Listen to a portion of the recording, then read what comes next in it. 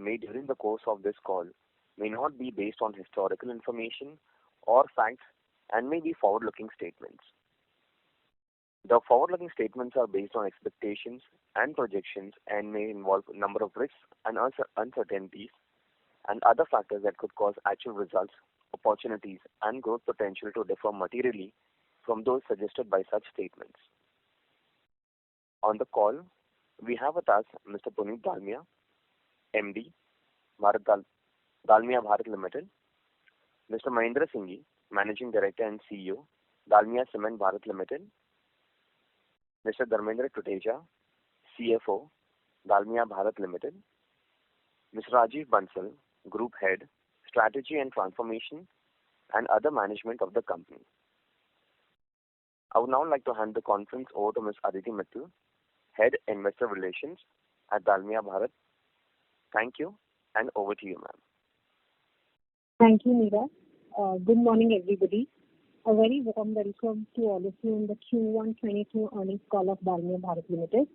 Hope you all had a chance to go through the results and also a brief presentation which we filed this morning with regards to the capital allocation framework and capacity expansion plan, which we're going to be laying down during the course of this call. If not, the same can also be downloaded from our website from under the investor section. Without taking much time, I'll hand over the call to Mr. Puneet Dalmia for his opening remarks. Over to you. Thank you, Aditi. Good morning, everyone. As the second wave settles down, I hope all of you and your families are safe and well. Though the recent pandemic has caused some disruption, we have deep conviction in the India macro story and the intrinsic growth potential of India. There is a large-scale metamorphosis going on in the Indian economy and society, which is bigger in scale and scope compared to the 1991 liberalization reforms. As millions of people get lifted out of poverty, a massive middle class will get created, driving a consumption and housing boom.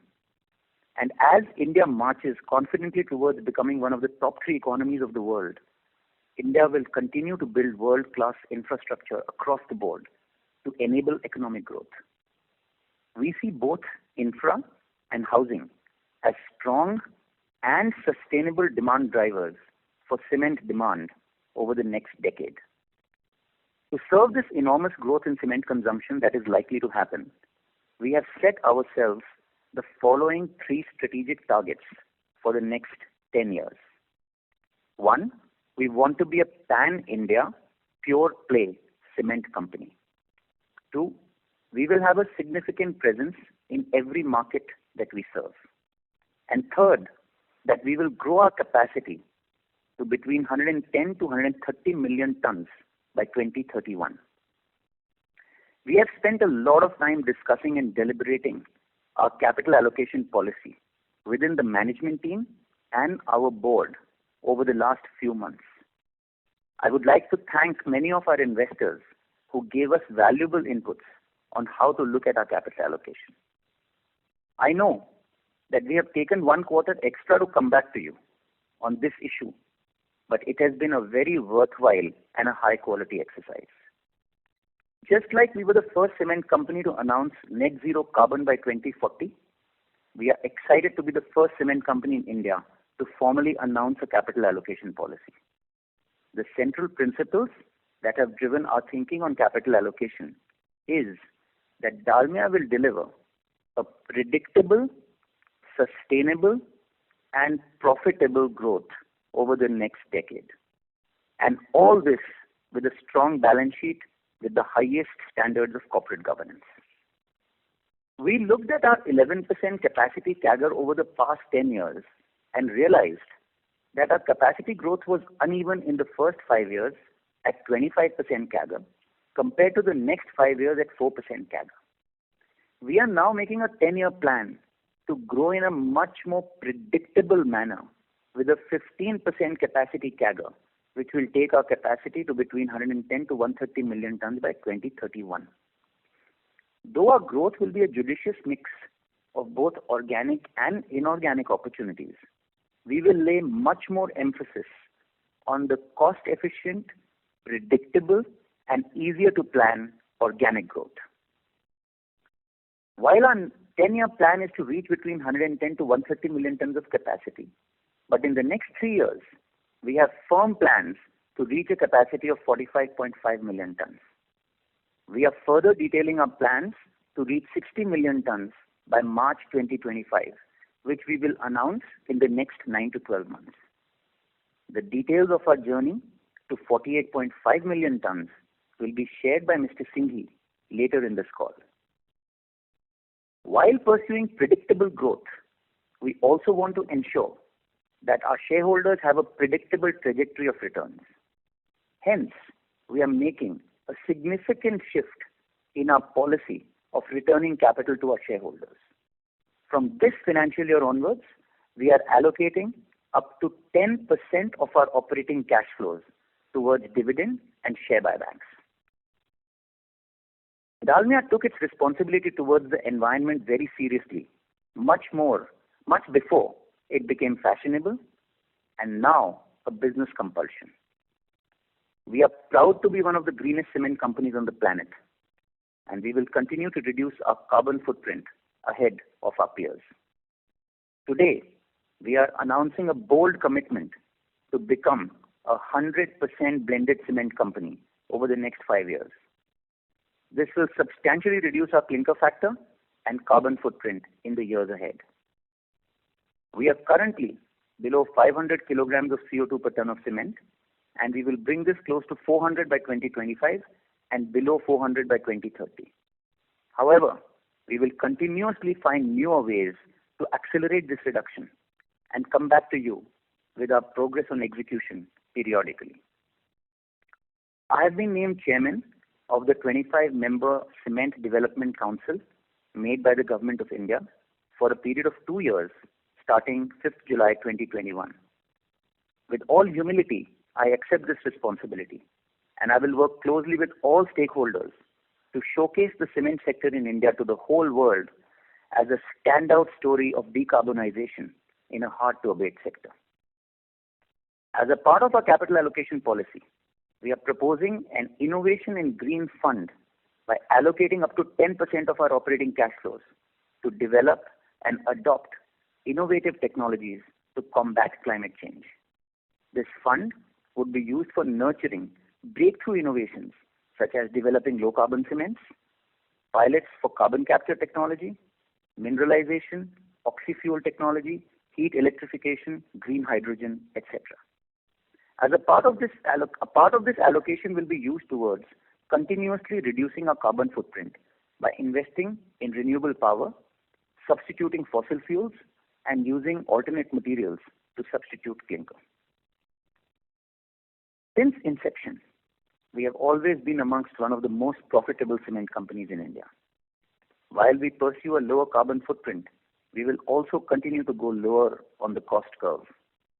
There is still a lot of room left for Dalmia to cover on the cost reduction side.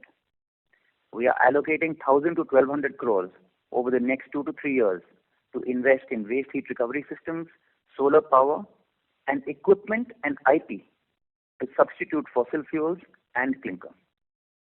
Additionally, 900 to 1,000 crores would be applied towards certain ROI yielding capex and also regular maintenance of our plants. Majority of these investments will lower our variable cost while simultaneously reducing our carbon footprint. With these initiatives, we are targeting an ROCE of 14 to 15% over the next few years. As we set out to pursue our vision of being a pan-India pure-play cement company over the next decade and deliver a more predictable growth, we are absolutely clear that we want to do this with a very strong balance sheet. Over the last 10 years, we grew capacity at 11% CAGR, and today we are a net debt-free company. We can continue to grow capacity at 10% CAGR in the future without taking any debt whatsoever. However, we believe that the cement sector in India will consolidate further and big players will become bigger. In line with our vision of participating in industry consolidation, we are targeting a 15% CAGR in capacity, and we will finance this growth through a prudent mix of debt and equity. A right mix of debt and equity will also help us in reducing the weighted average cost of capital and improving returns to our shareholders. Based on a lot of deliberation and a detailed analysis, we will be comfortable with a net debt to EBITDA of up to 2 times. Hence, growth opportunities, both inorganic and organic, are never secular. We may at times be required to exceed the above ratio of 2 times. However, we believe that it would only be for very exceptional cases and for large strategic inorganic opportunities.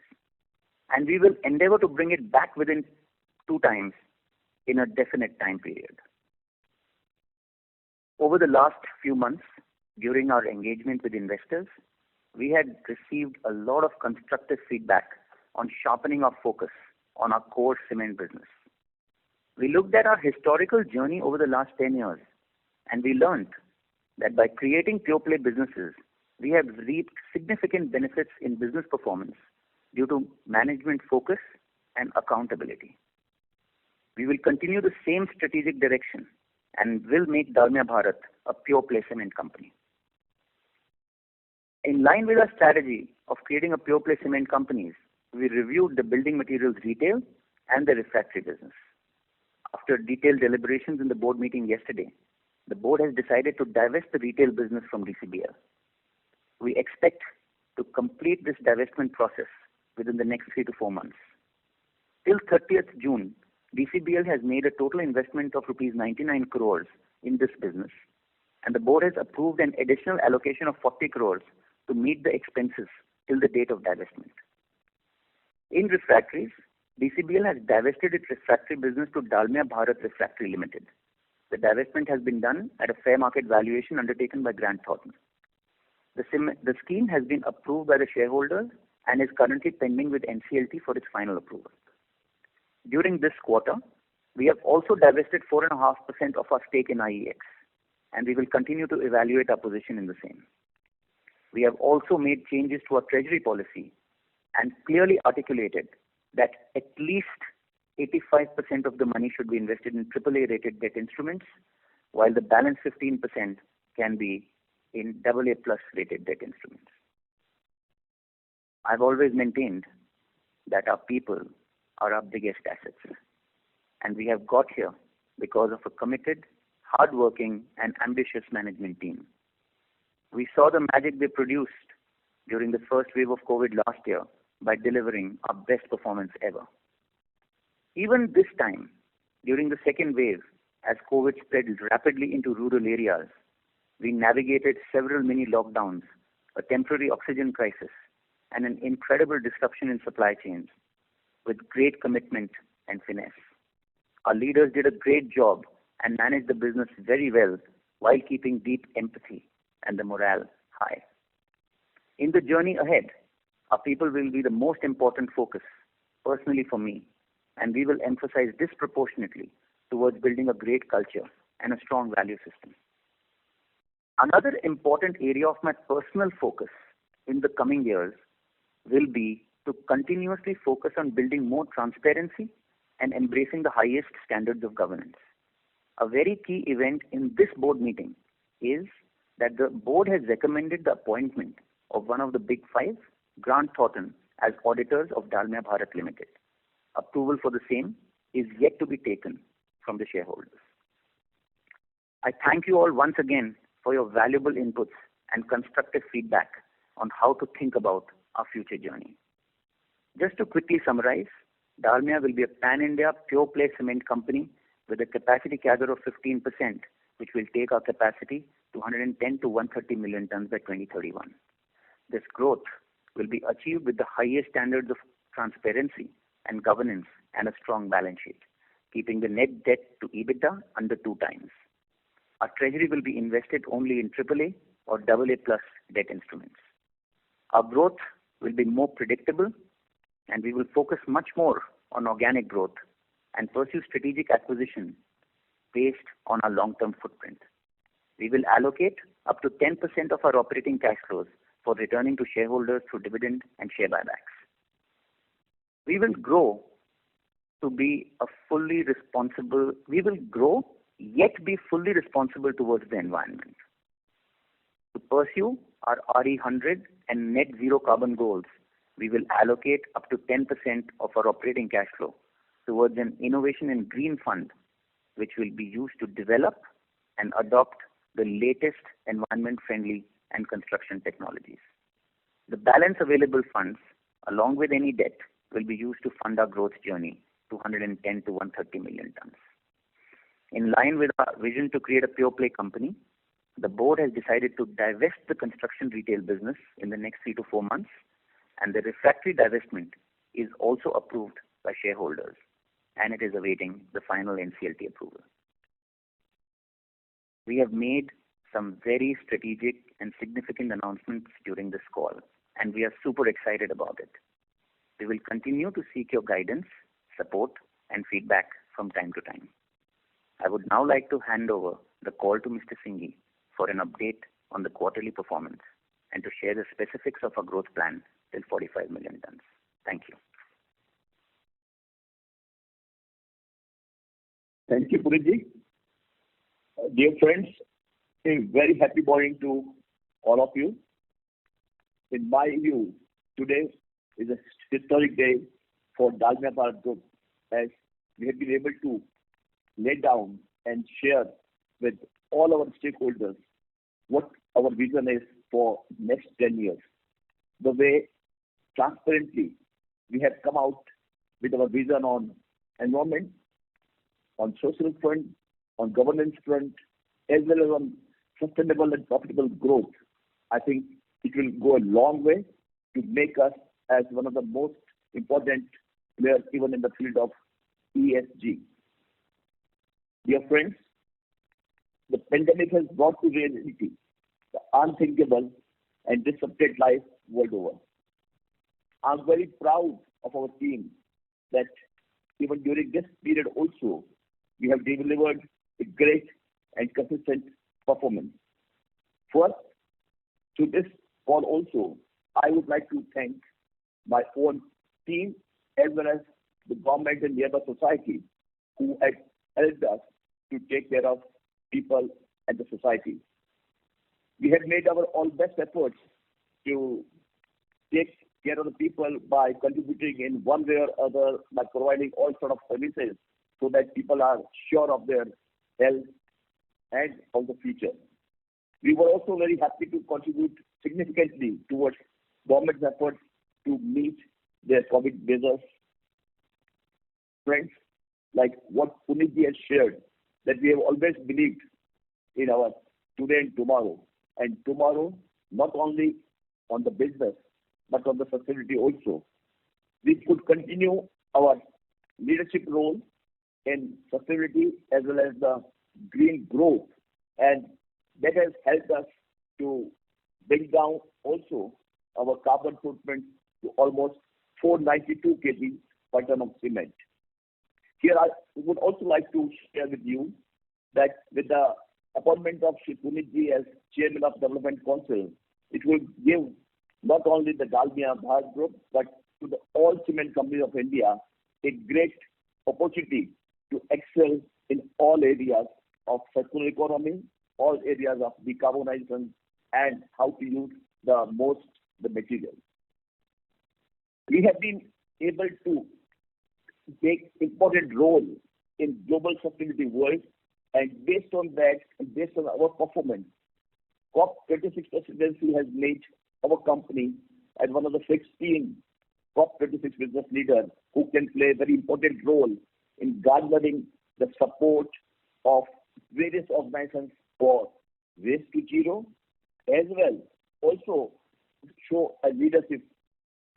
We are also very happy to share that the World Bank Group has appointed us as one of the 2 global carbon pricing champions so that we can create awareness about the carbon, we can create awareness about growth, opportunities, and challenges on account of carbon. Friends, we have always believed in the philosophy of clean and green is profitable and sustainable.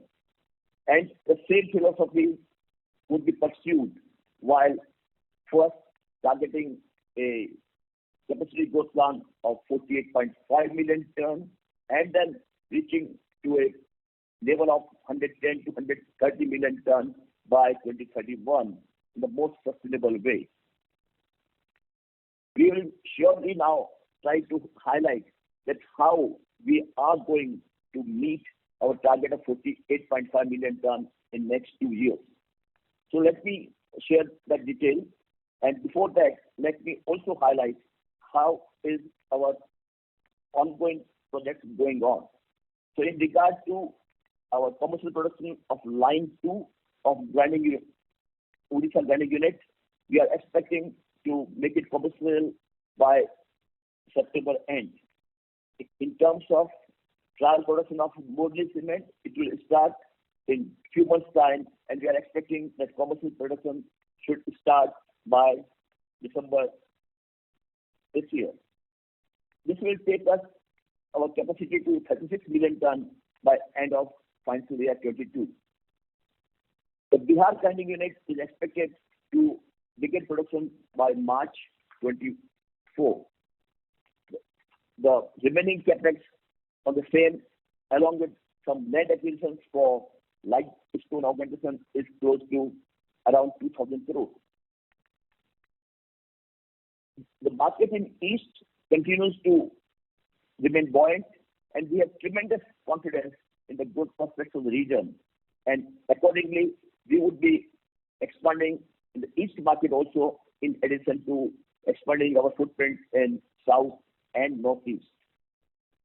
We are now targeting to increase our clinker capacity in totality to 23.4 million tons and grinding to 48.5 million tons. Let me also share the experience which we got by commissioning line number 3 clinkerization line of 9,500 tons per day, and it has now become one of the best in terms of heat consumption, best in terms of specific power consumption, best in terms of environment compliance. And based on this experience, now we have taken up various technological measures to improve the capacity of all our clinkerization lines in one way or other, so that the capacity can now move to 23.4 million tons. And the regional breakup of clinker by region would be: South will have 9.4 million tons, East 8.3 million tons, and Northeast 3.3 million tons. And further, the capacity of Morli would also be added, which will be 2.4 million tons. On grinding side, now we will be adding 2 new grinding greenfield split grinding units in South, with each unit having a capacity of 1.5 million tons to cater to markets of Tamil Nadu and Kerala. In East, at our Bokaro plant, we will be undertaking a brownfield expansion of 1.7 million tons. Besides this, we have also evaluated each of the existing plants and have undertaken measures to add another 5.3 million tons through debottlenecking across all plants. Ladies and gentlemen, this all activities would lead us to a grinding capacity of 48.5 million tons by FY24, and we will be adding 10 million tons. This all expansions, this all debottlenecking is the same philosophy that clean and green is profitable and sustainable, and like Puneet has highlighted in his remarks, that we are moving towards a pure 100% blended cement company by next 5 years. Now, regionally, the grinding capacity breakup by March 24 would be: South 15.9 million tons, East 23.1 million tons, Northeast 5.5 million tons, and Morli 4 million tons. The cost to add this clinker debottlenecking and grinding capacity is estimated at around 4,700 to 5,000 crores. Now, within our roadmap to become carbon negative by 2040, we would be further adding various types of technologies which will take us to a CC ratio of maximum in both PPC, PSC, and PCC. Now, we want to highlight that based on various initiatives which we have taken for sustainability, we have also now committed ourselves to join EV 100 roadmap, by which 2030 we will make all efforts to get to electric vehicles wherever as per the scheme it has to be done, so that we can also work on sustainability even on electric vehicle side. You all are fully aware that we are part of RE100. That means that by 2030 we would be going for 100% renewable energy, as well as EP100, by which we are improving our energy productivity. And joining all three initiatives together, we have become the first company in global manufacturing world that which is committed for all these initiatives.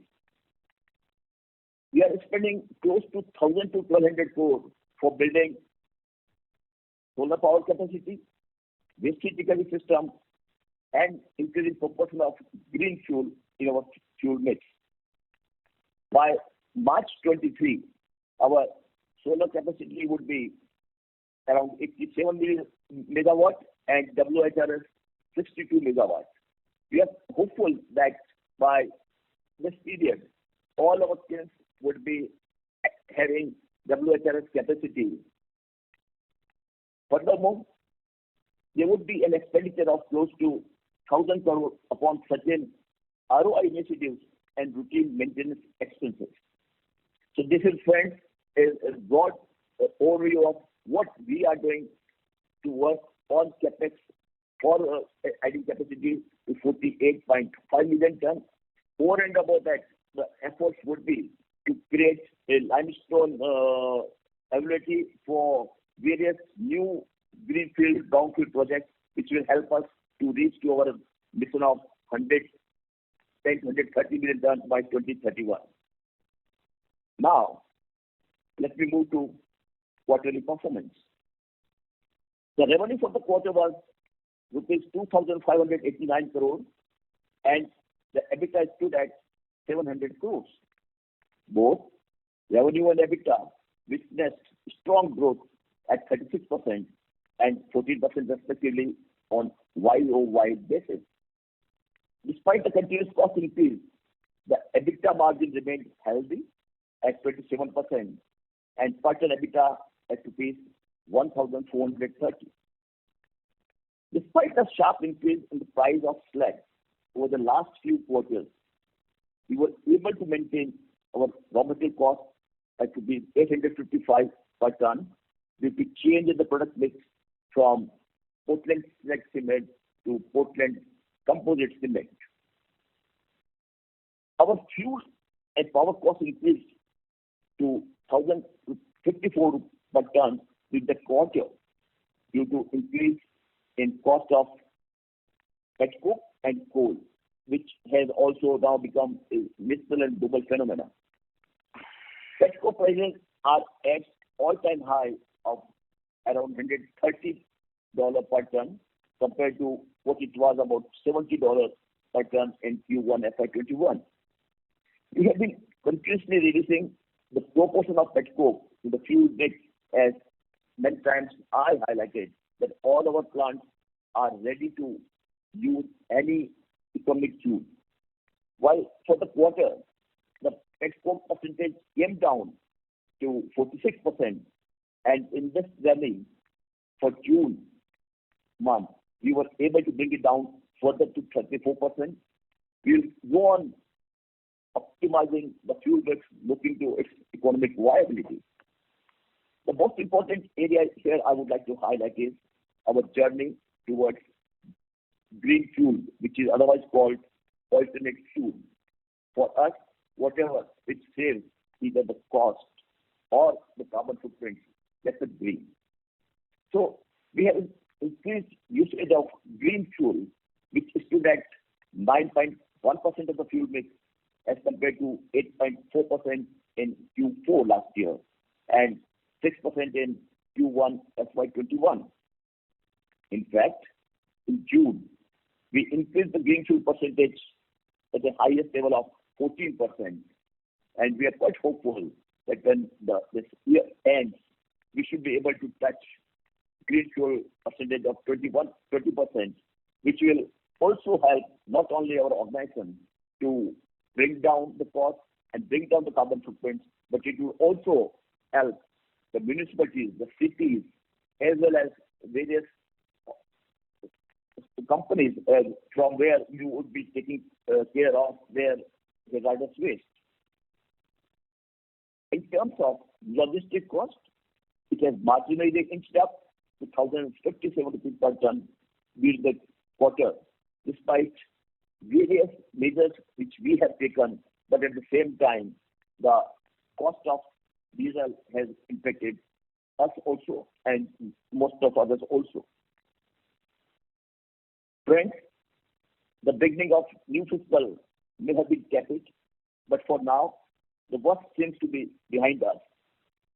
With the forecast of the third consecutive normal monsoon by IMD, the recent increase in MSP by the government, and improved food waste production, the rural housing demand is expected to bounce back gradually. The government has lost the last 2 years, but looking to the policies which are in making or which have been created, we are quite hopeful that now, with the support of the government also, the new capex line is starting, both in terms of industrial productivity also, of course, with the support of few PLI schemes also, and at the same time, improvement in rural economy. We are fully geared up for any opportunity that may come up our way. We have used the downtime of pandemic in one way or other to review, reassess, and redesign. And now we are much stronger and robust than ever before. And I'm sure the way Punitji has highlighted the future story, you would all agree. Our vision to grow into a larger, more profitable, more sustainable, and more respectable company would surely lead the way for us in time to come. Our whole team, not only of management, but total team of Dalmia Bharat family members are fully committed to work on ESG, which is good for each and every one of the member of the group. I'm thankful for your patient hearing, and then now I'll hand it over to our moderator. Thank you, friends. Good day and good day ahead. Thank you very much. We'll now begin the question and answer session. Anyone who wishes to ask a question may press star and one on the touchtone telephone. If you wish to remove yourself from the question queue, you may press star and two. Participants are requested to use handsets while asking a question. Ladies and gentlemen, we will wait for a moment while the question queue assembles. Participants, you may press star and one to ask a question. The first question is from the line of Sumangal Nevatia from Kotak Securities. Please go ahead. Good morning, everyone, and big congratulations on coming out with an excellent capital allocation policy. I think it addresses a large part of all the investor feedback. I have two set of questions, first on the quarter and then on the expansion. Now, starting with the quarter, our volume performance appears to be a bit weak, and it appears that we have lost some market share in East. Also, fixed cost is a bit on a higher side. So is it possible to share some details as to why have we lost market share? And is it more of a specific competitor issue getting more aggressive, or some internal issue with respect to quality or something? And then how do we plan to fix this in coming quarters? Sure. So first I would like to say that in Q1 last year, our performance was exceptional, and more particularly in East, when many of the cement players could not start their plant, but our team could start the plant, could sell the quantity. And that's why, if you look, our performance of Q1 quantity per se, in East, we were the best. Based on comparatively higher base, you would find that our numbers are completely lower. At the same time, I would be straightforward in saying, to some extent, in East, we lost some market share in the month of April and May, based because of few reasons. And one of the major reasons was, one, the closer stoppage of our cutter grinding unit for few days on account of COVID situation in that area. And secondly, some changes which we did in our marketing plan. Based on that, we lost market share, but now we have already started regaining our market share. And when we meet next time in this investor call, I'll be very happy to share that how much market share we have been able to regain. Now, the competition would continue, and it should continue, so that it energizes everyone. But there are no issues in regard to external or internal, including quality. We are still the preferred brand for many consumers, both in terms of retail as well as in terms of institutions also. Understood. That's helpful. So the second set of question on the expansion plan. Now we've got very limited time to understand it, but overall looks like 50% of our expansion is through debottlenecking, and we are adding somewhere around 15 odd million tons, 15% on the capacity base just by debottlenecking. So this level of debottlenecking is quite unprecedented for a cement producer. So just want to understand more details.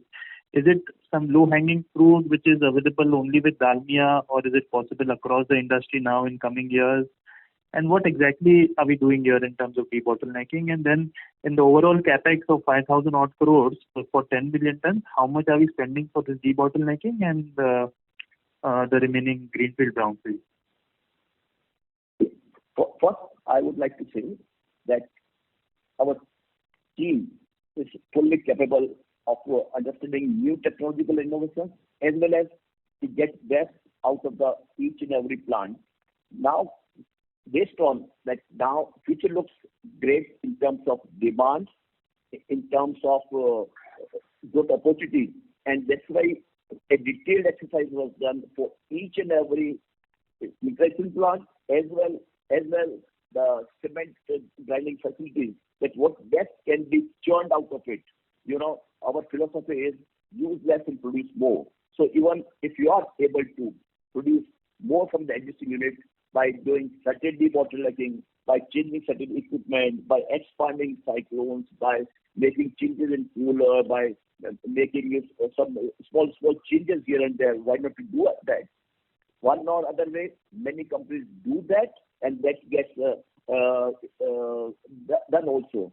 So I would say that it may or may not be able to be available for others, but I would say that with the management focus and the capability of the management, we are able to do it. We'll be able to do it, and we have also understood that when we do this debottlenecking or certain addition of small equipment, it is very cost effective and it is very fast also. And that's why you would find that all these activities would be done by March 23 in a major way, March 23. So we are quite hopeful that with this, we will be able to churn best out of our existing plant. We'll be able to get best out of our people. Understood. And Sanjeev, what would be the breakup in terms of when you're spending 5,000 for 10 million tons? So for this 5 million tons, how much are we spending? Yes. So 5 million ton, exact number maybe we'll just share in the next 10 minutes. Okay. If I may just ask one question. On the CC ratio in the East, we are maintaining at 2.9 on the expanded capacity, which I think is industry high. So what exactly you think is the production capability? Because, I mean, the norm is more of 2.2 in East. So do you believe that consumer acceptability to this higher blending ratio would develop over time, or how exactly do we plan to transit the consumer acceptability towards this 3x blending? Great question. First, I would like to highlight that we have been always leader in ensuring that we produce and give a sustainable green cement, and that's why in the East also, since last many years, when we were able to change our product mix with the best technology available, we were able to use maximum slag, which has helped not only us, not only the globe, but it also helps the consumers. And based on that, now slowly, we are moving away from PPC as and when it will be possible in the year or two. And at the same time, we are also focusing on both Portland composite cement and Portland slag cement. So as far as the acceptability of the cement is concerned, there is no issues, because one, the quality of cement is great in terms of any means, and at the same time there are experienced technical services team which also support the people to use the cement in the best possible way. So we are quite hopeful that the CC ratio, which is understood in a mathematical way, but if one tries to understand the cement in its quality, everybody would agree that it is possible. Yes.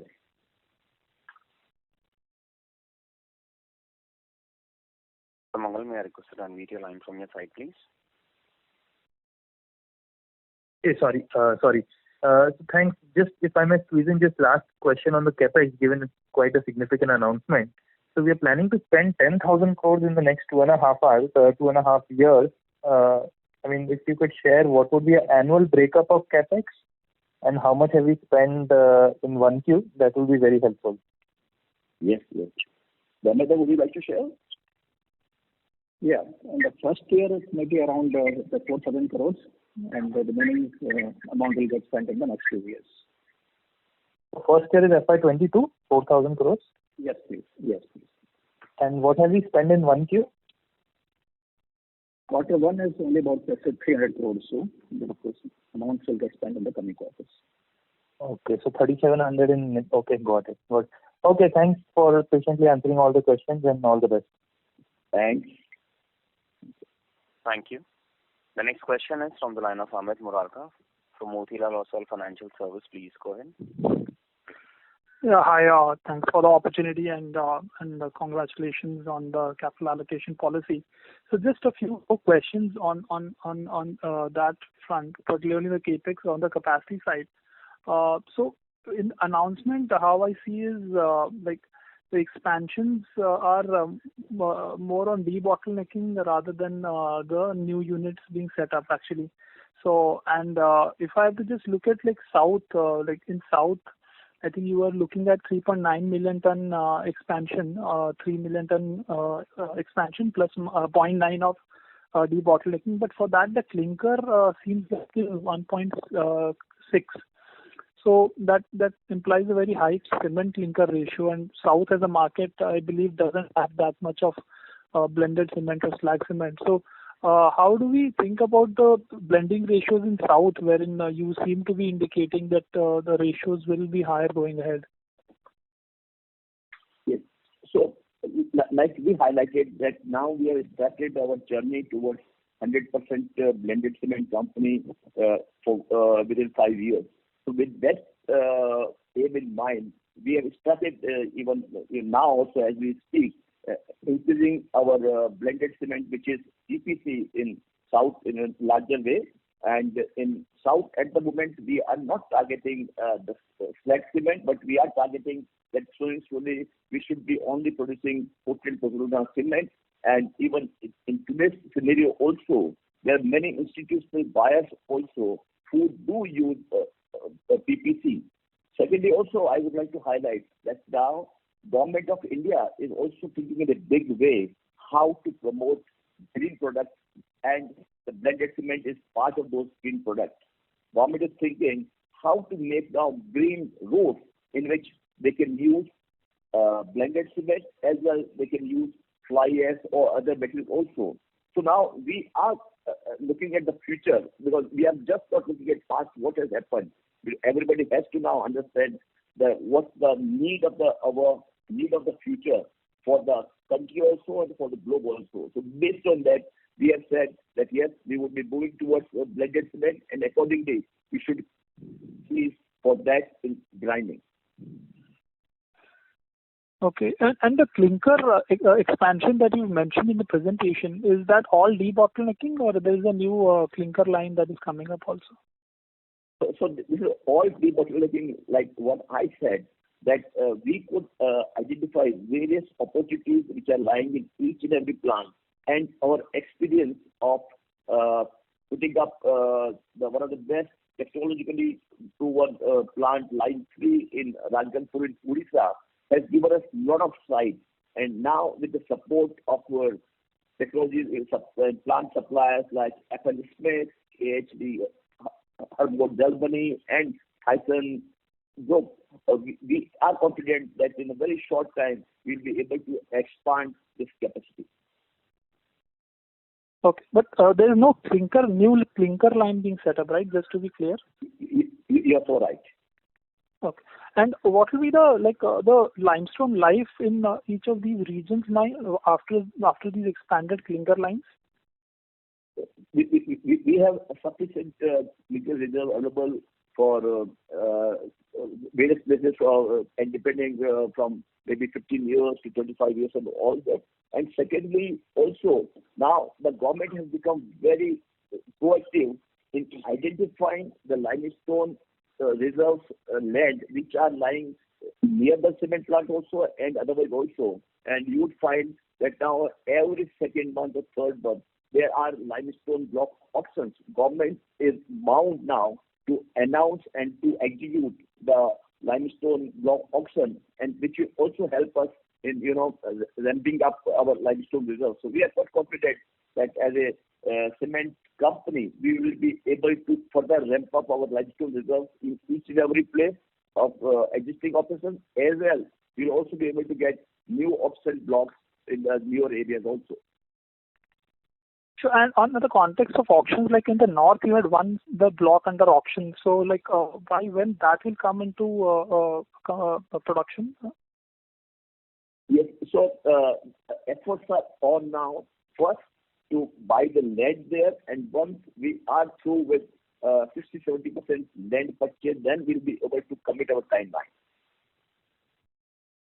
Okay. And lastly, just I think Mr. Dalmia also mentioned in the opening comment that you're looking at, I think, 60 million tons. So is there further some clarity on, can you give on that, or that will come later? So I'll go with what Mr. Dalmia said, that in next 9 to 12 months, we'll be able to come out with full clarity. Okay. Thank you. That's all from my side. Thank you. The next question is from the line of Amit Jain from Samsung Asset Management. Please go ahead. Yeah, hi. Thanks for taking my question. The first question I had was on the capacity expansion. So if you're looking at a 15% CAGR story, but on volume, do you think the 15% CAGR is something we're targeting as well, or what sort of growth over industry are we looking at when we're planning this sort of capacity expansion? We are looking at 50% CAGR in terms of our own capacity.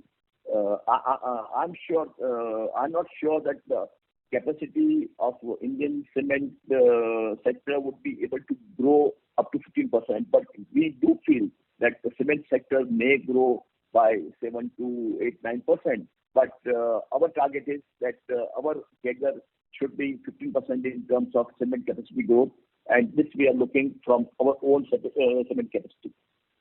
No, I understand. From a capacity question was more from a volume perspective in terms of sales. I think, look, given that we are at the start of the capex cycle, we believe that the cement sector has the potential to grow 2 to 3% higher than GDP over the next 7 to 8 years. We are all seeing consolidation also happening in the industry, and larger players are gradually increasing their market share. If you have to just see financial year 21 alone, the increase in market share of top 5 groups went from 57% a year before to almost 65%. So I think we expect this consolidation also to gather pace in the coming years. And this makes us believe that the top 4-5 players have the potential to grow at 14-15% CAGR over the next decade. So we'll grow our volume in this range only. Sure. Thanks. And the second question I had was on the the green fund. I mean, just want to get a sense, is that something you want to do internally, or we're looking at tying up with startups, or how's the plan there?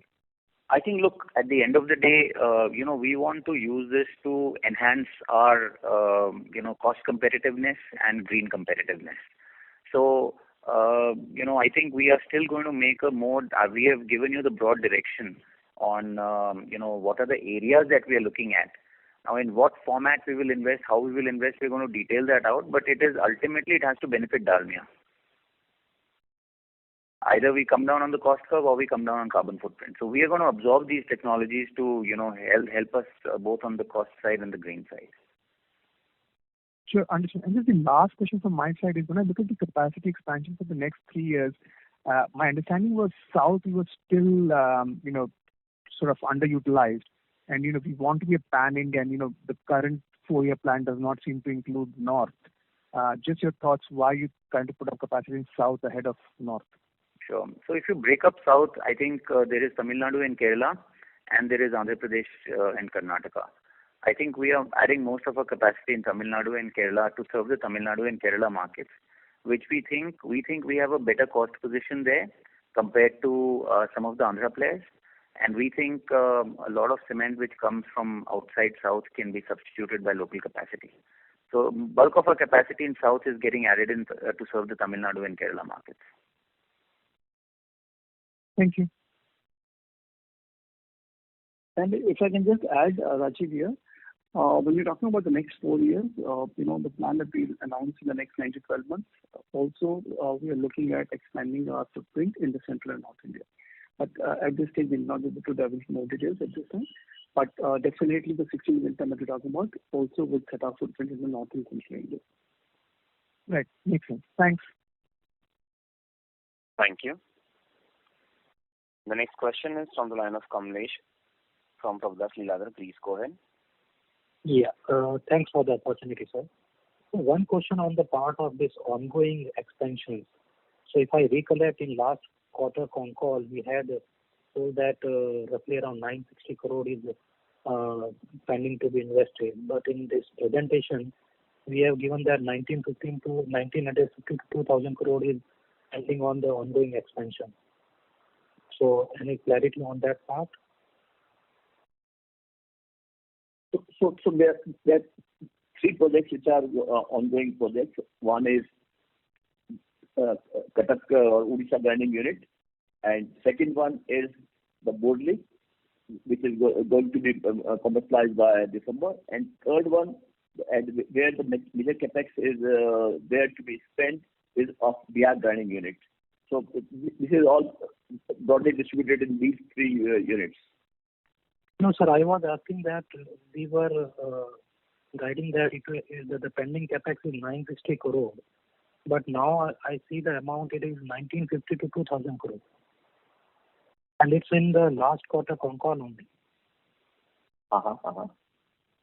So, when we are adding waste heat recovery system in Murli, and also I think the Bihar grinding unit, Cindy, was that part of this? So, Kamlesh, I'll tell you, we are also acquiring certain lands in the eastern region for augmenting our limestone capacity there. So, which is why you will see that number increasing. The budget for Bihar grinding unit or the remaining capex of KCW remains the same.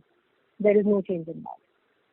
Yeah, but 3,200 crore was the total capex which we had guided. So that still remains. Yeah. Now, over and above, you'll also see we are doing some clinker debottlenecking, and I think over a period of time, every company needs to spend a certain amount of money for augmenting their land or on limestone reserve. So we parked that extra money, which will now be used for augmenting at least the land acquisition for the limestone exploitation that we need. So that actually captures that incremental amount there. Okay. And so that is 1,000 crore extra over and above that. So Bihar grinding unit was always budgeted at about 780 odd crores, so that remains. KCW is hardly 100 odd crores left because they're only commercializing it soon. And Murli was about 400, 450 odd crores, that remains. So that's how the remaining that is left of the 2,000 is towards the land. Okay. And sir, on the Bihar grinding unit, in last quarter we had guided that it would be March 23. Now we are guiding March 24. So on one hand we are announcing such a large capex, which includes roughly around 3 million ton of a greenfield plant, and we are targeting FY24. But for a grinding unit, we are now delaying year after year. I do know that there has been a COVID in between, but even then, March 24, like say, like around a year or two back, we were targeting like a December 22. So it's almost like a March 24. And any clarity on the part of land acquisition or where we are in terms of that grinding unit? Yes, it's a very right and pertinent question. We were, of course, hoping that, yes, whatever you said, we would be able to meet the target.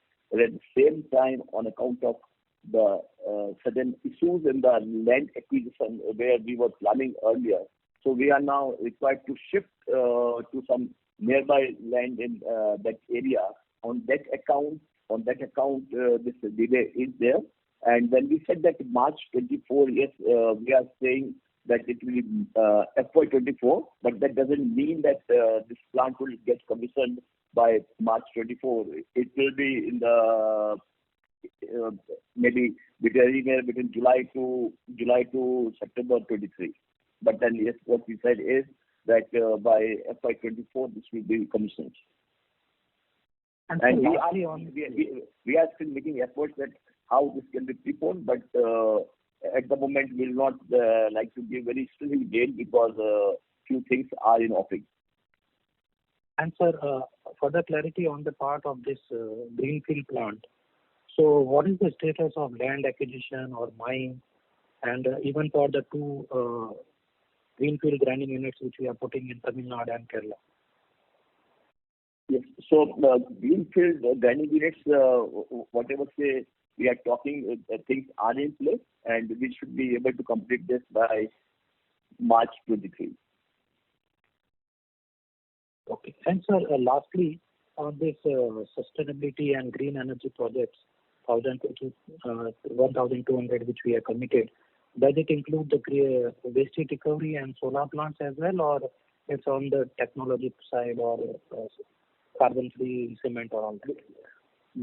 This includes solar power plant and whatever say we have said in our capex plan, that includes WHRS, solar power plant and few other such green initiatives. And whatever we have talked about the innovation fund, that is separate. Okay. And so would there be further plans on divesting further stake in IEX, or what's the status on that part? So this is what we have said is that we'll go on examining it, and whenever there is a right time, the same can be done. But then that we'll go on examining it. So at the moment, this is what our stand is. See, just to add to what Mr. Singh just said, I think if you listen to what Puneet said, we want to be a pure play cement company. We have clearly divested 4.5% stake in IEX in the quarter, and this is going to be a continuous journey. As and when we require funds, we come with capital allocation. As and when there is a need for investing back in the business, you will see us taking a stand on IEX and see what needs to be done. So our direction is very clear. Our goalpost is very clear. The timing is very difficult to predict because it's a public company and we cannot really diverge in terms of what I'm thinking on the stock of the other public companies. So just last thing on this Northeast 1.2 brownfield expansion. So the Northeast capacity, even like say if I take FY 18 or 19 year, we had been able to utilize those facilities at hardly around 60%. And year after year, let's say there has been no improvement in terms of incremental production. So what's the issue over there? And on top of that, we are expanding further by 1.2 odd million ton capacity there. So over 4 million ton, like say we are hardly utilizing at 2.3, 2.4 million ton. And this is not for a particular year. It's like for 5-6 years we have been stagnant at that particular utilization levels. So if you look at last 2 years volume, you would find that we have grown in Northeast and now more focus in Northeast. We would like to remain ourselves prepared for any volume growth in the area, and we are of the view that we should not start putting up the capacity when we reach to 80%, 90% level, but we should be able to forecast the future, and accordingly we should put up the capacity. We are quite hopeful that with the focus of the government, both central and state, and the way now many such new projects have been announced, as well as the new industrial policy which is also in the offing, we should be able to get good volume growth in years to come. Thanks a lot, sir. Thank you. Thank you very much. A request to all the participants, please restrict to 2 questions per participant. If time permits, please come back in the question queue for a follow-up question. The next question is from the line of Swagato Ghosh from Franklin Templeton. Please go ahead. Yeah, thanks for taking my question, and congrats on the capital allocation plan update. This is exactly what we were looking for. A couple of questions on this. When you say that CAGR of 14 to 15% and there is an element of inorganic growth as well, then that makes the plan a bit unpredictable. So you mentioned about the ununiform nature of growth in the last 10 years. Aren't we then again looking at a similar kind of a thing? If there are more inorganic opportunities coming in the market in a short period of time, we'll probably participate. And a related question is, where are these inorganic opportunities currently? Because I think the market currently doesn't have much. So why are we kind of very confident about these opportunities in future? Rajiv here. Go ahead. So with we are laying down a capital allocation framework really guide us for the next 10 years. Very difficult to predict inorganic opportunities as and when they come. We're also talking about a pan-India vision. We clearly have a vision to be a pan-India player. So as you expand into newer geographies, you would have to look at the right mix of organic and inorganic opportunities to expand your footprint. Having said that, we are not saying that we will wait for the inorganic opportunity to come to be able to grow to a CAGR of 14 to 15%. What we are saying is we will plan organic growth. We will do land acquisition, we'll do limestone, we'll do everything ahead of time. We'll plan, we'll be more predictable so that we have more secular. We'll try to make it as secular as possible. However, there could be inorganic opportunities, and as and when they come, we may have to tweak our organic growth plan to make sure that we still meet the numbers that we have set out for, and we don't exceed our 2 times net debt to EBITDA. So that is what we are looking at. It's very difficult to look at how things will play out in the next 10 years, but our vision is very clear, our strategy is very clear. We are not going to leave it for inorganic opportunities alone. We'll have a planned growth, and if an inorganic opportunity comes, then we'll look at how to balance between organic and inorganic. So that is what we're trying to say here. Okay, no, that is very clear. Thanks, Rajiv. And also on the predictability part, a large part of the earnings driver is pricing. So when as an investor I am trying to get some comfort about predictable growth, what kind of comfort can I draw from the pricing trajectory? Because it has been very volatile in the last 10 years. If I'm looking at Dalmia's earnings, that will again be a key driver and probably it will again be volatile. So how can I get comfort on that factor? So if I look at the last 10 years, yes, the pricing has been volatile quarter on quarter. But if I look at the last 10 years, pricing on average has gone up between 1 to 2% year on year. Right? So when we are looking at pricing, it's very difficult to predict because there is a regional play, there is a state play, there are many other factors which come into the picture, which is competition, other things. So, pricing, the way I look at it is, if I look at the last 10 year secular trend, it is going up 1 to 2% year on year. If I look at the last commodity cycle, the capex cycle, the cement prices tend to go up by almost 2% year on year. So I think we are just at the start of a capex cycle. For modeling purposes, we have not assumed that price increase beyond 1% year on year. So our thing is, even if the prices go by 1%, I think a lot of focus has to be on improving the operational efficiency, cost drivers, and pricing is something which will be an icing on the cake. So Pricing is difficult to predict, but I think on a secular trend, I think it gives us a lot of comfort. Puneet, if you want to add something, Sanjay? No, I think, I agree with you. I think, our whole model is built on basically continuous volume growth and, improving our operational efficiencies. But we also believe that as consolidation happens, because depending upon the degree to which it happens, industry will gain more pricing power. While we have assumed 1% pricing growth in our model, we think that if consolidation happens, this could be better. But that's the icing on the cake. Got it. I have a lot of follow-ups, but I'll take it offline with you guys. Thank you. Thanks a lot. Thank you. The next question is from the line of Madhav Marda from Fidelity Investments. Please go ahead. Yeah, hi, good morning. Thank you so much for your time. I think many of the questions got answered, but one of the questions that I had was on the clinker cement mix. Just broadly, if I look at it in the next 3 to 4 years, we're expecting our clinker to move to about 23 million tons and the cement to be about 48. So even if I assume that East India has a higher sort of blending factor, do you think that 23 million tons of clinker at the portfolio level for the company is enough for the 48 million tons cement, or would we have some excess cement in the mix? In my view, with our strategy to go for blended cement, it will be sufficient. And at the same time, if you study any clinker and cement production part, you would find that companies, including us, are able to produce maybe 90% to 100% clinker. But at the same time, as per the requirement of cement in the market, cement gets produced. So all the time, 100% cement capacity, cement is not produced, but at the same time, the clinker gets produced. So the point is that we are quite confident that with this clinker capacity of 23 million tons, we should be able to produce 50 million tons.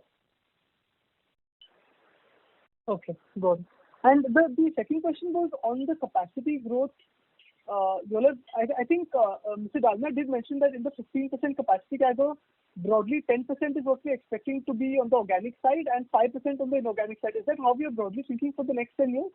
No. No. Go ahead, Rajeev. No, what we are saying is that we don't need to take debt for being able to grow at 10% CAGR over the next 10 years.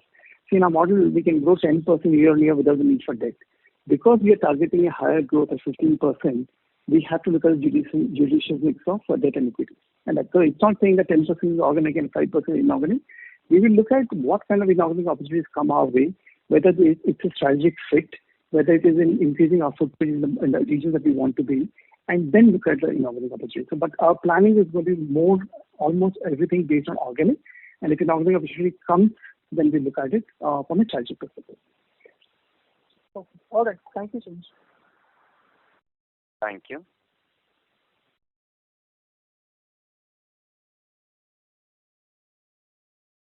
The next question is from the line of Pinakin from JP Morgan Chase & Company. Please go ahead. Yeah, thank you very much, sir. My first question relates to, again, capacity addition plans. So at this point of time, we have visibility on 48.5 million tons, and the company mentioned that over the next 9 to 12 months, we'll have more visibility to take it to 60. But if I look at the plans to go to 110 to 130 million tons by 2031, that effectively implies post 2025 an annual capacity addition of 10 million tons. So in that context, sir, when should we expect to get more visibility on that kind of capacity addition in terms of granular projects? Because 10 million tons a year is a very large number. So, it's very difficult to predict on a long-term basis. This is where we want to be. This is where we want to go. This is what our pan-India vision, and we believe that's the right size to be in. And given the opportunity that we see in the marketplace, I think the top players will see that kind of growth. Having said that, I think from today we are 31 million tons. We have been able to a large extent, detail out the 60 million tons, but we are announcing 48.5 right now. And I think in the next 9 to 12 months, and I hope hopefully by in this financial year, we'll be able to announce further expansion of 12 million in the central north and one of the existing regions. So I think this is a big step forward. From 31 to 60 announcements, detailing it out, allocating capital, I think a big step forward. As we go along, we are also looking at, expanding our footprint in newer geographies, whether it's north, central, west. And you have to give us some time. It's very difficult to lay a time frame within which we'll be able to give you a plan for 60 to 120. But if I look at your CAGR, that CAGR, though it may be sounding as a 10 million ton annual capacity increase, it is still about 15%. So we have still, if you look at the first 4 years, we are clearly saying we'll grow at 15% plus CAGR. And the next 6 years is also going to be 15% plus CAGR. So don't look at the absolute number, because as the company becomes larger and larger, the absolute numbers don't mean much. Understood. Fair enough. That's very well said, Raji. And I would also like to further add that after a few years, the base not would be the 30 million ton against which you find 10 million ton very high figure, but thereafter the base would be 60 million ton, 70 million ton, 80 million ton, and for that putting up capacity of 10 to 15 million would not be a big task. Important would be yes to identify the right place and go ahead. Thank you very much. So my second and last question is on Mr. Dalmia's comments on industry consolidation. Now, over the last 10 years, the cement industry did see a fair bit of consolidation, which was primarily driven by industry profitability disappointing versus many new players having large leverage on their balance sheets. The IBC came in, and as part of the NCLT process, many companies, had to change ownership. At this point of time, industry profitability is as strong as it has ever been. Balance sheets are as strong as it has ever been.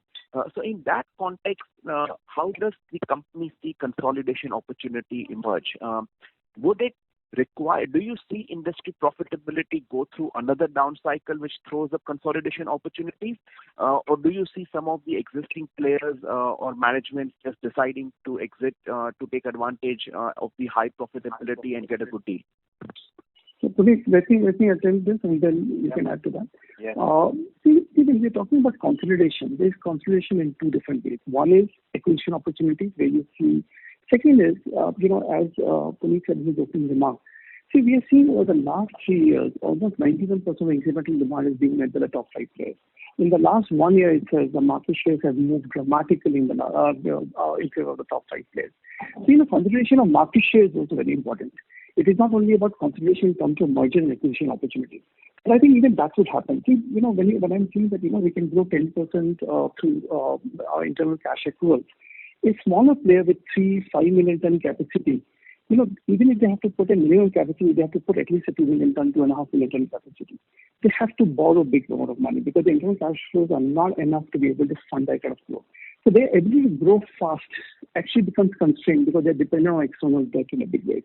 And given that, what we're seeing with the kind of NPAs, I think it's not easy. You need an exhibition track record. See, for us also, it took us almost 10, 11 years to go from 9 million tons to 31 million tons. And if the industry is going to grow at a much faster pace during this capex cycle as we expect, we will see consolidation of market share happening in the next 10 years. And that is what our firm believes. Puneet, if you want to add anything to that? No, I was just saying that, look, this is consolidation is driven by, I'm first talking M&A, and then I will talk about market share, as Rajiv said. I think, first of all, consolidation is driven by multiple factors, and it depends on different times in the cycle. Sometimes people want to encash to focus more on their core businesses. There are companies which are conglomerates. Sometimes, it's due to, pressure. Sometimes it is due to succession. So I think when we are talking about a 10-year strategy, I think we have to be ready for all times in the cycle. And it has to fit strategy. It has to also fit our, financial return hurdle rates. So we are just giving a broad direction right now. We're not talking about here and now. And I think, as you said, here and now, we think that profitability is the best ever. Balance sheets are delevered. That's why our entire focus is on, an organic expansion plan. I think it just reaffirms the point that you just made. The second point I'm making is that even though, capacity M&A may happen during the decade driven by various factors, the larger players will grow more organically and they will take more market share away. So I think the pricing power in the industry, which is the ultimate outcome of consolidation, is going to come even without large M&A to some extent. So I think those are the 2 points that we wanted to make, that while we've assumed the pricing growth of 1% in our model, we think there is upside due to consolidation of not just capacity M&A, but even market share. Understood. Thank you very much. Thank you very much. The next question is from the line of Rajesh Ravi from HDFC Securities. Please go ahead. Yeah, hi sir.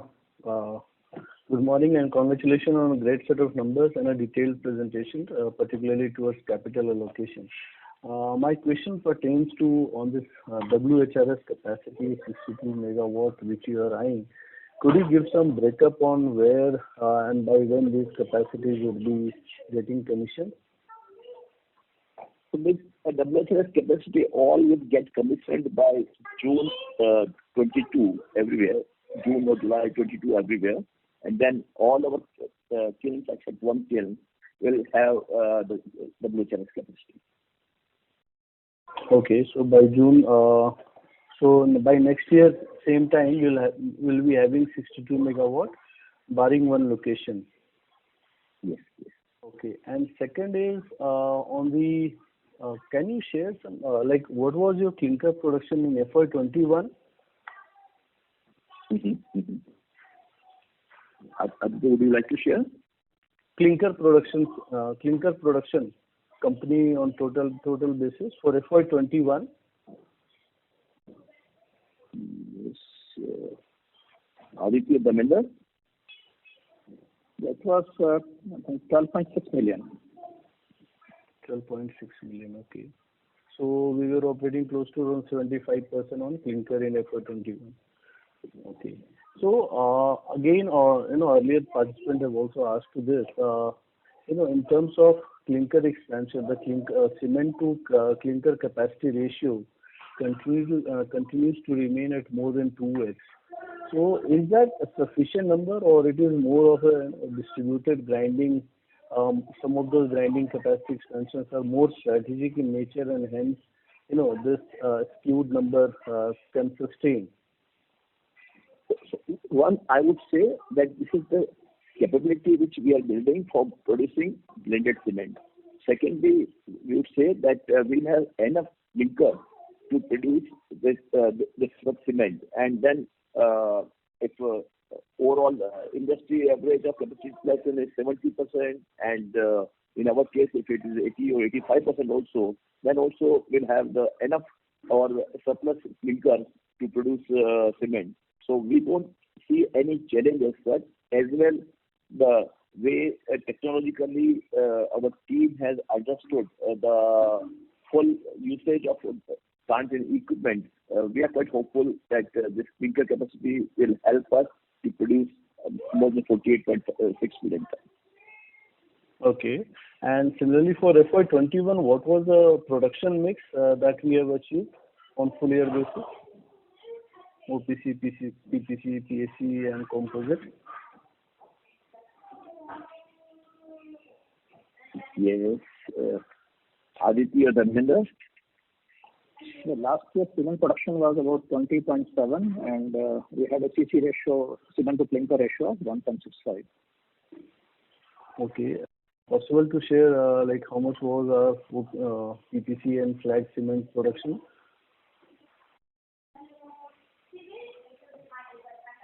So maybe Aditya offline you can share. Sure. Yeah, I'll take from her. Yeah. For the sales mix of last year, hello, I don't know if you can hear me. For the sales mix of last year, our OPC was somewhere around 17-18%, and the rest was all blended. So we've actually progressed to about 83% blended cement on an overall basis, of which I think the growth in PCC has been exceptional over the last 3-4 years. It was almost 15% on FY21, and if you speak of the quarter, it's 18%. So just to tell you directly, 17% OPC, PPC was around 33%, PCC 15, and PSC 32. And let me also add here that we should look at Indian cement sector as a whole also. And if you look the Indian cement sector's journey towards blended cement of last 10 years, last 5 years, every year it is inching up with the additional capacity also, because many of the top players who are forward-looking, they are advocating of using blended cement, which is good both for the construction also and for the globe also. And you would also find there are few cement companies with blended cement ratio maybe 85 to 95% also. Yes, sir. Agree, sir. And I think I'll come back and queue. Thank you. All the best, sir. Thank you. Thank you. The next question is from the line of Indrajit from CLSA. Please go ahead. Hi, thank you for the opportunity. Couple of questions. One, after the current near-term expansion to 48.5, would you have scope for further debottlenecking, or the debottlenecking part of expansion is largely done? Broadly, I would say it is largely done, but at the same time, with the technological innovations, no one knows that what can be done. You know, when we commissioned our line 3, and then we could understand few more areas where improvements can be done, and technology is always in evolution state. So I would not say that there will not be any scope for future debottlenecking or doing something, but at the same time, whatever is possible as per our management team as well as the technological suppliers, this is what best we would like to do. Sure. Thank you. In regards to your greenfield integrated expansion, ex of the south and east, given that Rajasthan in the new limestone mines that have been auctioned, how confident are we of timely organic greenfield expansion ex of our 4 regions of operations? I mean, what are the kind of bottlenecks we can face, and how are we approaching that? So, this is how what we have shared is that maybe in 9 to 12 months, when we are able to get more certainty about few areas as well as about the land acquisition part, then we should be able to share with you that this is the broad action plan. But you and all of you must appreciate the way transparently we have come out that this is our vision, this is our philosophy, this is our action plan, this is what we would like to do. So quarter by quarter, we will go on getting more and more clarity, as well as we'll go on giving you more and more new vision. All right. One last question, if I may. Are you sharing what kind of proceeds we can expect from the refractory and retail divestment? Any ballpark number? I think let the board work on this and we'll come back to you. Thank you so much. Thank you. The next question is from the line of Ashish Jain from Macquarie Group. Please go ahead.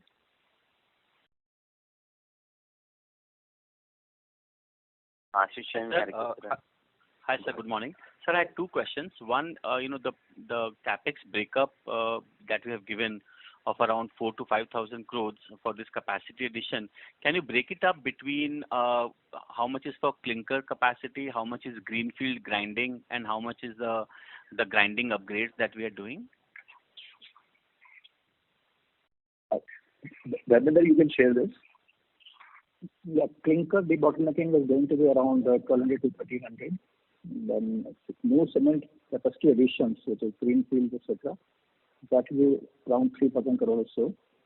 And the ongoing capex which are there, which is left, that will be about 1,250 to 300 crores. And rest all will be about 3,300 crores, 3,000 to 3,500 crores, you can say. Okay. And sir, secondly, my question is this journey from 48 to 110 that you've spoken about. As we stand, what is the visibility or what is the confidence we have in terms of either greenfield based upon our current readiness or brownfield based upon whatever limestone or land that we may have? I just want to understand the visibility of 50 to 110 based upon the resources we already have under our belt. Yes, please. You should try to understand that when we have come out with such message, so work is in progress, but at the same time, we would not like to give you some hazy numbers or hazy period, and that's why we have said that slowly in 9 to 12 months, we'll come out with a plan for 60 million tons, and later on also more clarity do come, we would share. So at the moment, I would not be able to share with you that was exact plan for beyond 60 million tons.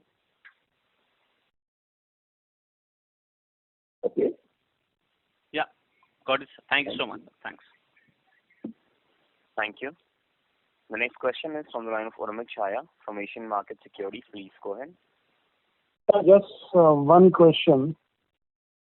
In Q1, the realization is lesser than even Ambuja, which has no presence in South. Is it entirely because of East? And if in that case, when the capacity expansion in East happens, how do you see prices behaving?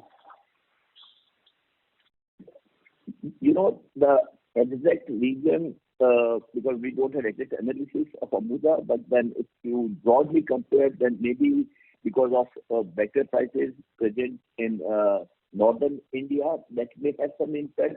But as far as say future is concerned about East prices, with the increasing demand, I think what Rajiv also shared that this is how the price movement would be there.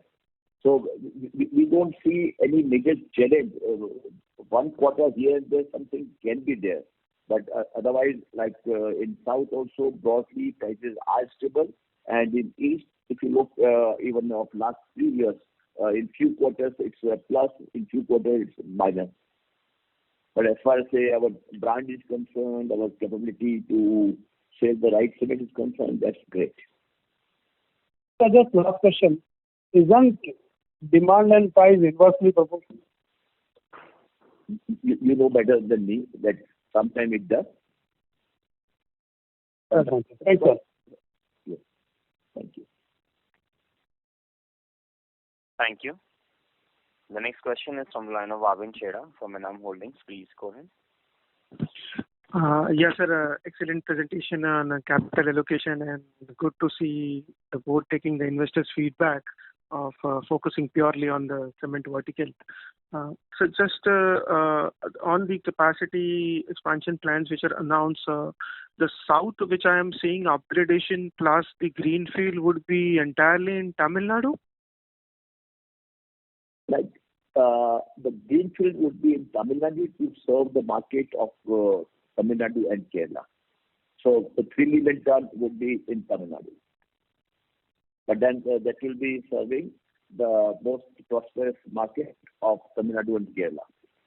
Yeah, sure. But the capacity which is coming is entirely in Tamil Nadu, right? No, there's 0.9 in Belgaum also. I'm saying 0.3 million ton is in Tamil Nadu and 0.9 million ton that would come in our Belgaum plant, which will be serving mainly Karnataka market and possibly some nearby areas of Maharashtra where it's more profitable.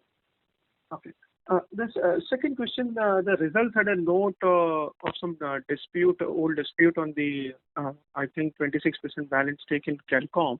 So, would you like to update on the same? Yeah, in this case, the arbitration award, which was pronounced by the arbitration tribunal, that was challenged by the company and the High Court, and the High Court has stayed that matter. So, we are confident that nothing adverse should happen. So regarding that unit, can the board go ahead with any expansion on other plans, or are there court restrictions on doing anything on that unit? There are no restrictions, please. No restrictions. Okay. Okay. Thanks a lot. Thank you. The next question is from the line of Ritesh Shah from Investec. Please go ahead.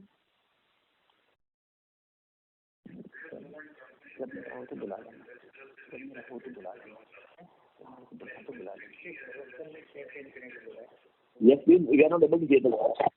So the line for the participant just dropped. Okay. Next, please.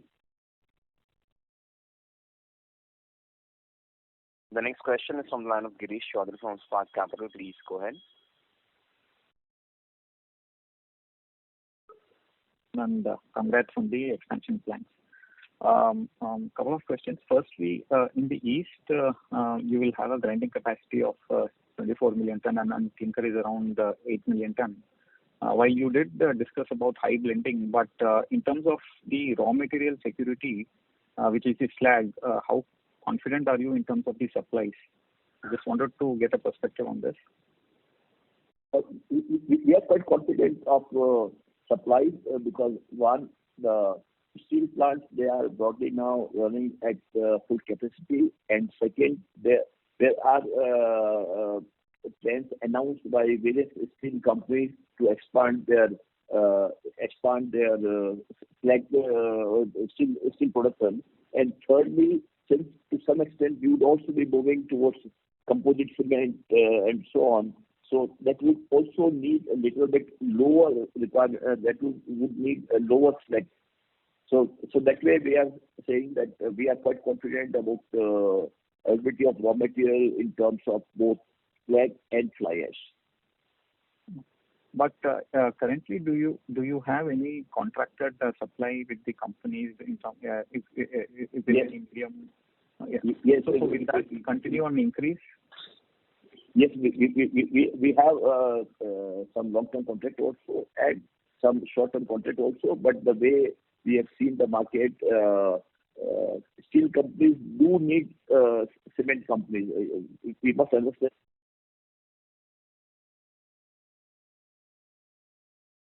Why they also need us, and we also need slag so that we can produce blended cement, which is good both for profitability also and for the carbon footprint also. Okay. The line for the participant dropped. Ladies and gentlemen, due to time constraint, that will be the last question for today. I will now hand the conference over to Mr. Puneet Dalmia for closing comments. Thank you very much. Once again, I want to thank you all for participating in this conference call and giving us your valuable feedback on how should we look at the future decade. I look forward to continuing this interaction with you and look forward to spending more time to update you on how our progress on our expansion is going. We are very excited about the future that India offers, and we are very confident that the best for Dalmia is yet to come. Thank you very much. Thank you very much. On behalf of Dalmia Bharat Limited, that concludes this conference. Thank you for joining us. You may now disconnect your lines. Thank you. Thank you. Thank you. Bye.